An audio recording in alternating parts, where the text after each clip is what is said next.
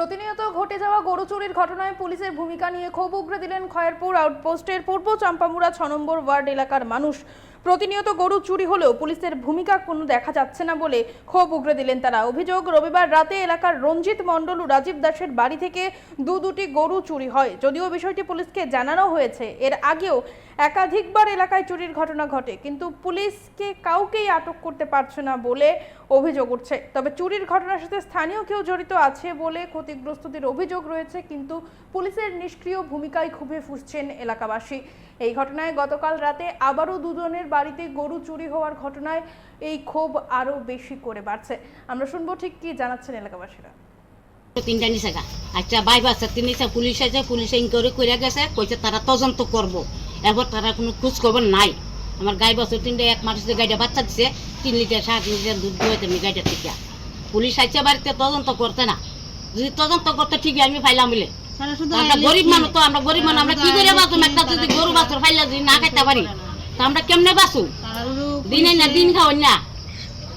তদন্ত করলে কি না পারে, তারা চেষ্টা যদি করে তাহলে আমরা গরু না অনেক কিছু এরা বাই করতে পারে, কিন্তু তারা কাজ ঠিকভাবে করে না।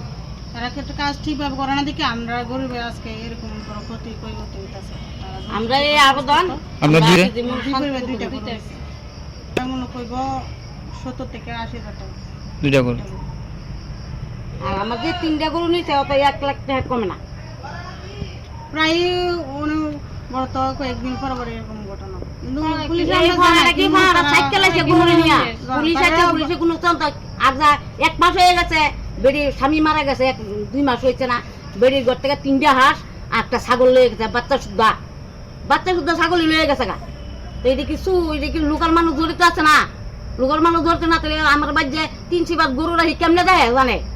এটা নিশ্চয়ই পাড়ার লোক জুকাত আছে, বাইরের লোক তো জানে না কই রাহে গরু, কুটাগত রাহে না বিল্ডিং এর ভিত্তি রাহে, গিলের দরজা ভাঙ্গিয়া পরে গরু লয়ে যেতেছে গা। এটা কি হচ্ছে আছে?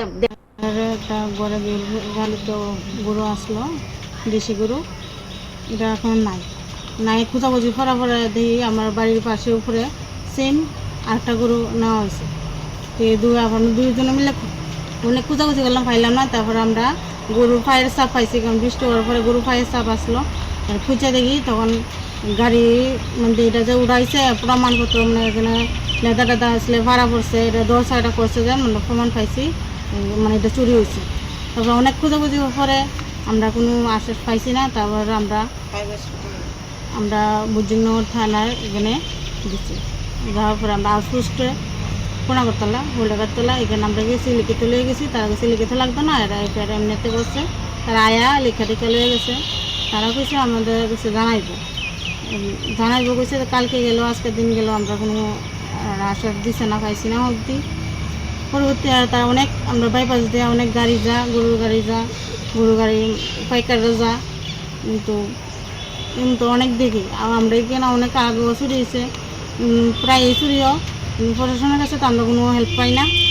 সামনে বা ময়লানগর এখানেও আছে আউটপোস্ট, বা আমরা যে গাড়িটা কালকে প্রমাণ করতে পারলাম ওখান থেকে গাড়িটা এদিক দিয়ে আইলো, রেলওয়েতে নিচে দেওয়া এদিক দিয়ে গাড়িটা গেছে।